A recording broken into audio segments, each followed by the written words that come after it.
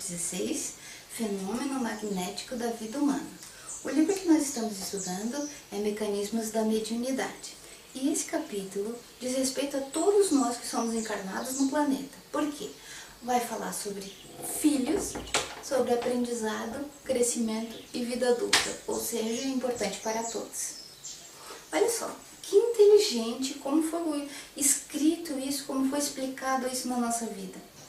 Na vida comum, todos praticamos espontaneamente as sugestões e obediência maquinal à influência alheia. Não é isso que nós fazemos? Sem pensar, nós ficamos obedecendo aos outros. Sem pensar em nós, sem assumir a nossa vida, nós ficamos dando importância ao que os outros pensam, nós ficamos ouvindo os pensamentos de outras pessoas, nós ficamos deixando os outros invadirem o nosso circuito mental. Lembra o circuito mente e cérebro, onde funciona todas as nossas decisões, o que nós pensamos, falamos e vivemos, como a forma que nós vivemos, nós deixamos que os outros influenciem a nossa vida.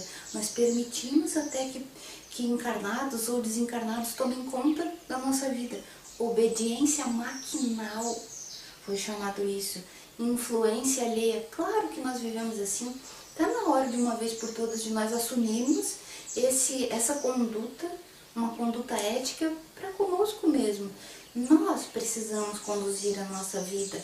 Nós precisamos dar importância aos pensamentos de espíritos elevados, da comunicação com os espíritos superiores.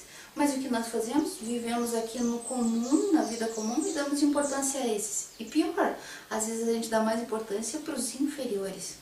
Está na hora de a gente assumir a nossa responsabilidade como médiuns, como seres encarnados que querem o bem e que querem a elevação.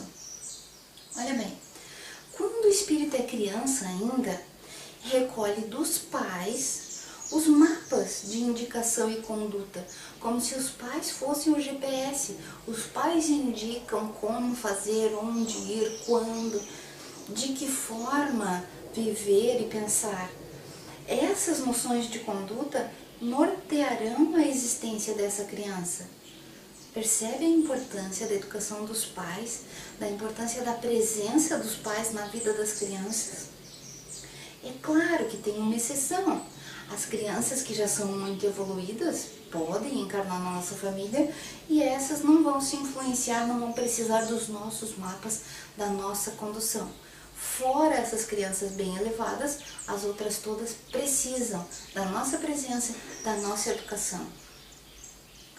Quase como médiuns dos genitores. Olha que inteligente isso. As crianças são médiuns dos pais, porque os pais dizem e elas fazem.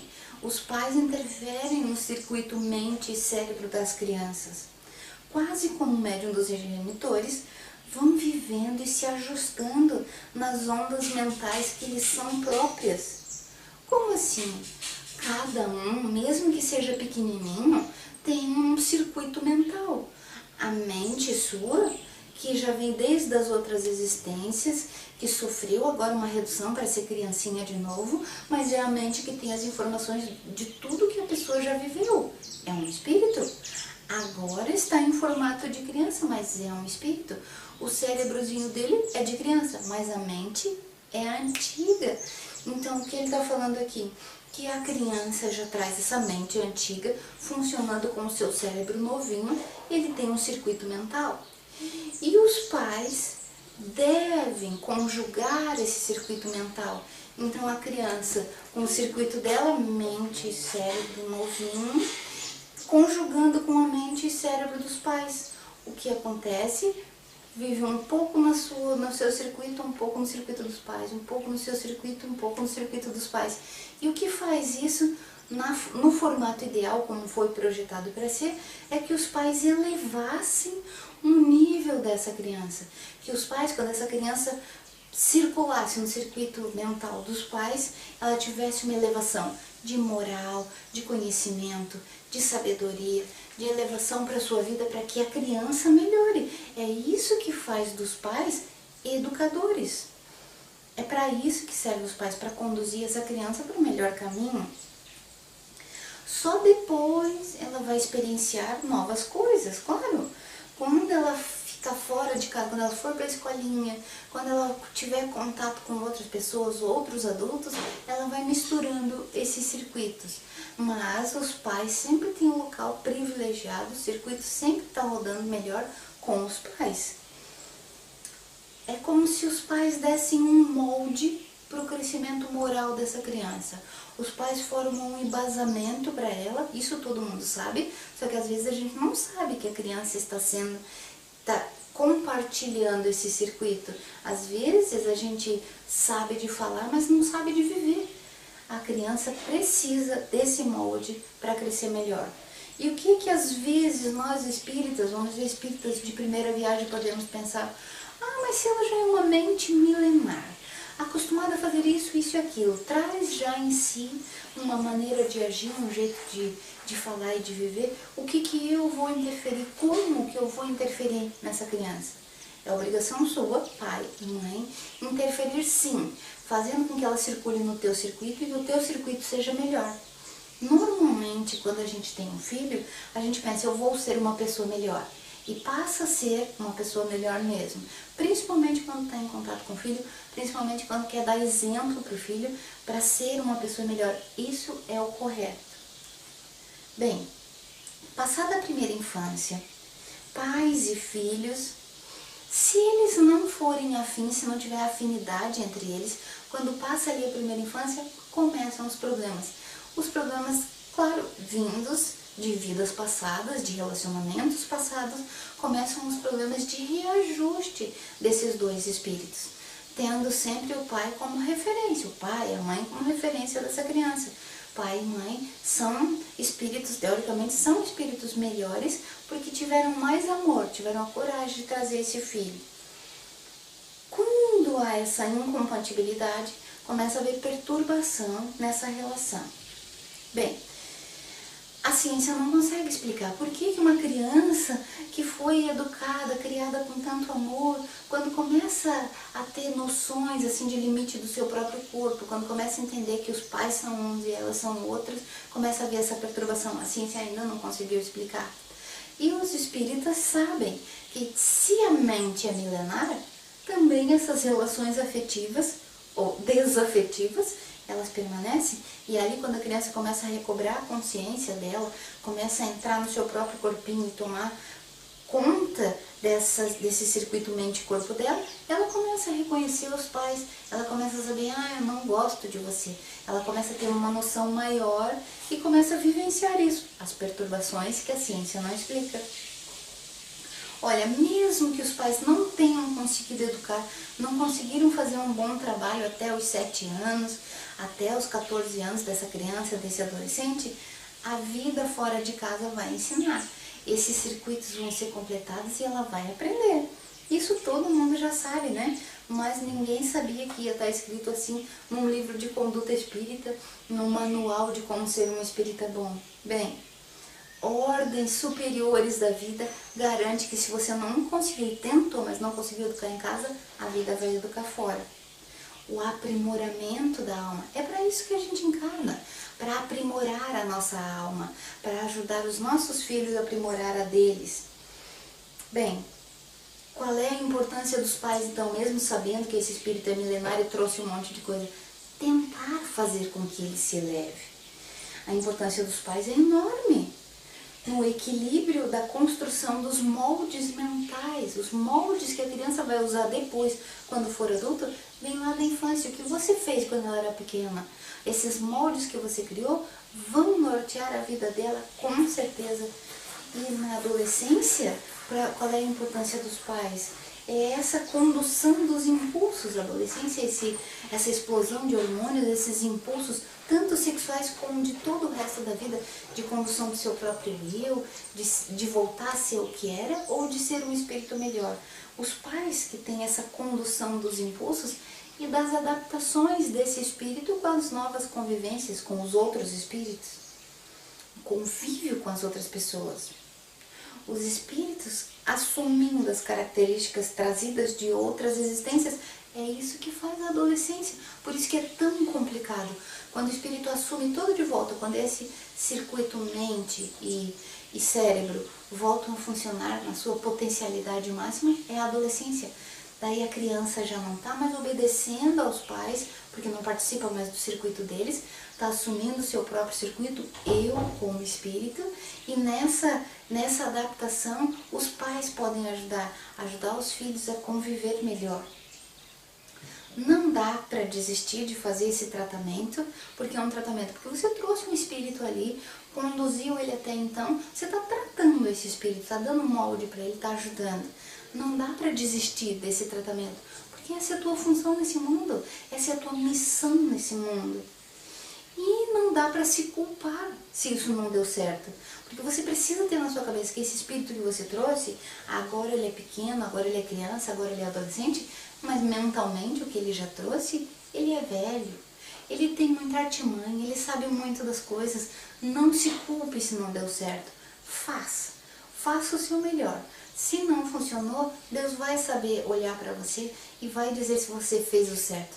E você, na tua consciência, vai saber se fez o teu possível, o teu melhor. Os pais precisam manter esses circuitos conjugados. Mesmo que a criança cresça, mesmo tornando-se um adolescente, precisa continuar conjugando com a intenção de elevar o nível desse circuito. Elevar o nível de quê? Moral. A tua maior responsabilidade com teu filho é a moral dele. Se ele não conjugar com você nesse circuito, ele pode conjugar com outro, ele pode conjugar com espíritos inferiores. E muitos pais que eu vejo agora, meus colegas, meus amigos, desistindo do filho adolescente, porque fica muito difícil, porque o filho tem sua vida, e o pior, tem sua vida isolado dentro do quarto. Não deixe teu filho isolado. Faça que com um compromisso teu, ele conjugue de novo com você, com as tuas ideias. Mesmo que ele não assuma para ele, isso vai ficar de molde. Mesmo que ele já tenha uma idade mais avançada, mesmo que ele já esteja grandinho, tomando conta do seu nariz, faça o seu melhor para que ele continue conjugando com você as tuas ideias do bem. Aumente a vibração desse espírito, não negligencie em nenhuma etapa. Às vezes é muito difícil, às vezes você já não fez direito lá no início, não fez direito depois e agora quer retomar. Nunca é tarde.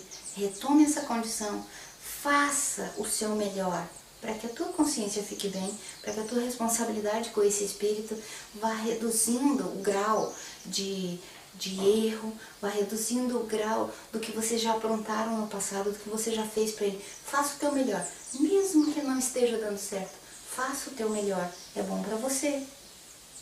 Bem, diz o livro desde aquela época, esse livro é bem antigo, e desde lá ele já dá uns moldes da educação de filho. Se depois do lar os filhos ainda não aprenderam, nos empregos eles vão aprender, nos relacionamentos futuros eles vão aprender, na dor eles vão aprender, na provação eles vão aprender. Então, a Terra é um educandário, porque nós viemos aqui para aprender. E se nós mesmos não tivermos em casa esse aprendizado, essa conjugação, esse aprendizado mesmo de como ser uma pessoa melhor, a vida está nos ensinando agora, sendo espíritas, vendo coisas, aprendendo coisas, querendo ser melhor. Essa continuação no bem nos faz sempre evoluir. Bem, olha que frase legal que estava escrita no livro. Todos juntos, pais, filhos, espíritos protetores, nós andamos sempre juntos, no esforço da melhoria e sublimação do ser. Todos nós estamos querendo evoluir, todos nós queremos melhorar esses espíritos. Então, essa educação, esse aprimoramento é o nosso caminho. É o que nós viemos realizar para nós, é o que nós estamos fazendo para os nossos filhos, é o que nós vamos ensinar as outras pessoas a fazer com os filhos dela, os nossos netos. Isso que nós viemos fazer, aprender, disciplinar, educar, aprimorar o moral, fazer o melhor. Urge reconhecer que quanto maior a mordomia, a responsabilidade é mais intensa. Pode ser a mordomia que você dá para o teu filho, não ensina ele a trabalhar, não ensina ele como fazer para se relacionar melhor, culpa todo mundo, só o teu filho é bom, É uma mordomia que você está dando para ele, vai ter um alto preço para você e para ele também.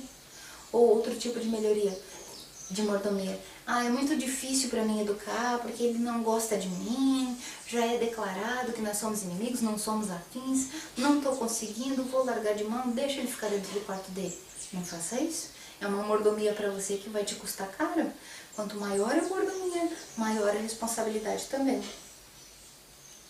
É imprescindível nos recordar o impositivo da perseverança no bem. Nós precisamos estar sempre perseverantes no bem. Amar e servir sempre. Esse é o lema dos espíritos que já são bons e que nós podemos adotar para nós para continuarmos nesse caminho da melhoria contínua no bem.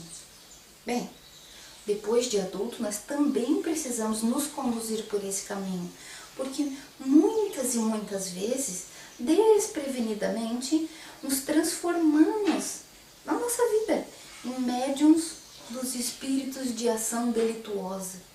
Percebe isso? Que frase complicada, mas que frase inteligente. Ser médium de espíritos de mente delituosa quer dizer que nós mesmos estamos conjugando com o pensamento deles, estamos deixando que um espírito delituoso, um espírito inferior, tome conta do nosso cérebro, do nosso circuito mental, estamos fazendo o que eles querem. Que loucura, mas quantos de nós fazemos? Quantos de nós não freamos os pensamentos, a língua? Quantos de nós fazemos a maledicência, pensamos coisas impróprias e nisso abre brechas para esses espíritos tomarem conta de nós? É por isso que às vezes nós somos loucos temporários. Assim que o livro chamou, e é verdade. Quantas vezes a gente faz loucura por um tempo, depois a gente recobra a consciência, graças a Deus, mas loucos temporários. Grandes obsediados de alguns minutos, graças a Deus que de alguns minutos. Se essa obsessão continuasse sempre, nós permitíssemos que esse espírito tomasse conta de nós por muitos momentos, seríamos obsediados, loucos, internos lá no hospital psiquiátrico. Doentes do raciocínio. Doente do raciocínio, porque o raciocínio funciona melhor quando é entre o nosso cérebro, a nossa mente, no caminho do bem. Ele funciona bem, em auxílio dos protetores. Quando a gente começa a usar o raciocínio para outros caminhos que não sejam bem, nós ficamos doentes, em crise. Médiuns lastimáveis da desarmonia. Quando nós, na arrogância de nos acharmos, somos espíritas, médiuns, trabalhadores da casa, isso não nos garante a lucidez, isso não nos garante o bem. O que vai garantir o bem é o nosso moral, não é o conhecimento que a gente tem, o tempo de trabalho na casa, a atuação no centro espírita. O que vai nos garantir esse caminho do bem é o nosso moral, a nossa vontade, nosso esforço empregado em nos manter no bem, no caminho do bem, na senda do bem.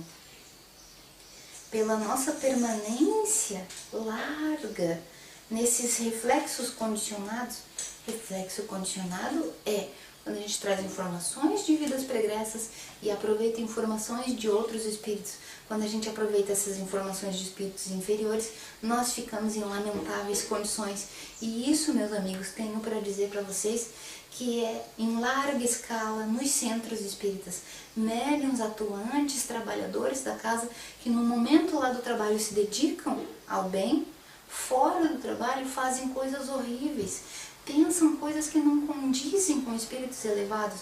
Esforce você mesmo para ser um espírito melhor, para falar menos da vida dos outros, para querer mais o bem, para ajudar. É para isso que nós estamos encarnados. Mesmo trabalhando em casas espíritas, às vezes nós erramos aí no nosso moral e na educação dos nossos filhos. Pense nisso.